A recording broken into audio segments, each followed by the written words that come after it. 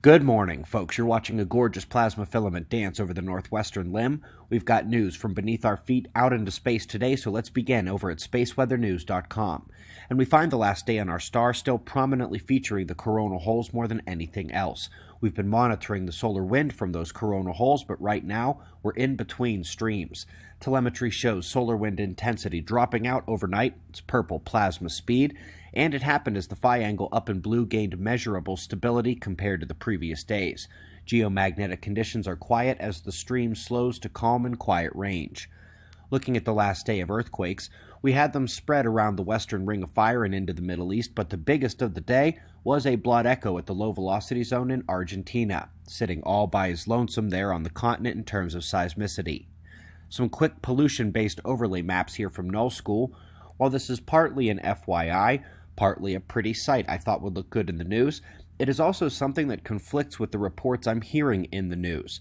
Satellite sensors indicate pollution over China has not stopped in the wake of the virus. Run this part back if you need to. It's the most actively polluted air on Earth still. So folks, I've been waiting for confirmation on this. Right side of the chart is a pinkish-purple vertical line, and as I shorten the time scale, that event becomes easier and easier to see. It turns out that this anomalous cosmic ray reading might not be so anomalous, or at least not so obviously bad data as it appears. At Thule, a couple Russian stations, and in Athens, they all registered the cosmic ray anomalies in October of last year. There has never been a neutron monitor event like that without major Earth-directed solar flares. Just a reminder that we are at modern cosmic ray maximum here on Earth after it was confidently declared in late 2018 when we matched the record cosmic ray levels of the last sunspot minimum. At this point, we are now talking over our next link. Landsat and Sentinel mapping of the planet here. While coverage could be more complete, they do get multiple looks at the stripes and orbit fast enough to get them at a good clip. Just a fun visualization of their polar orbits and coverage areas here.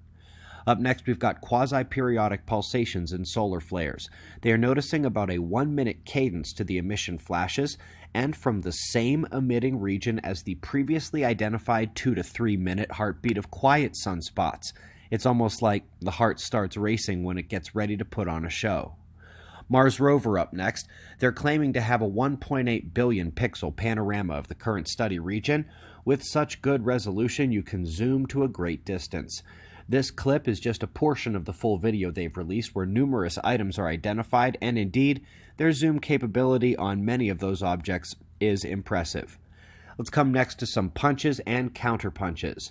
European Union set to make the first law that would actually force these inane policies on member states. I wonder if their net zero emissions mandate includes the wind coming out of both their ends. So let's go to a guy with an excellent nose. 2 shares from Tony Heller today. Coldest North Pole temperatures in 6 years, and the better share here on zombie thermometers. Yes, folks, they estimate temperatures for as many or more stations as they get data. They are literally making up temperature data as they go, and here's the thing.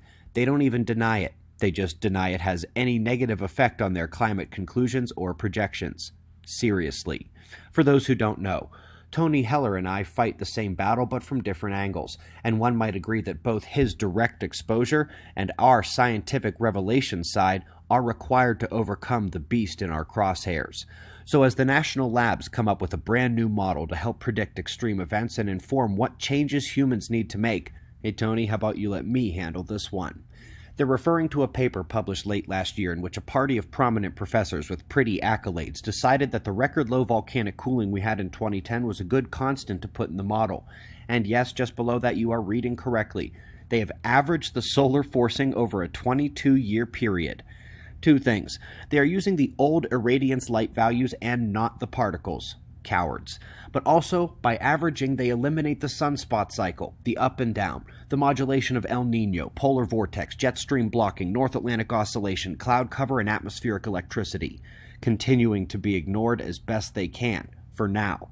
In 2022, the next IPCC report is allowed to contain solar particles. So far, no scientists using the new particle dataset have shown any human influence on climate, and there are over 100 that show it's the sun and cosmic rays.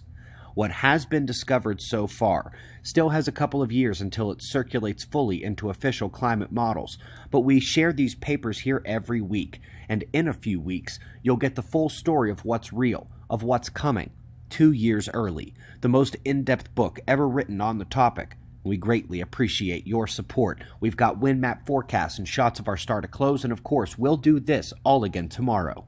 Right here, but right now it's 4:20 a.m. in the new Valley of the Sun. Eyes open, no fear. Be safe, everyone.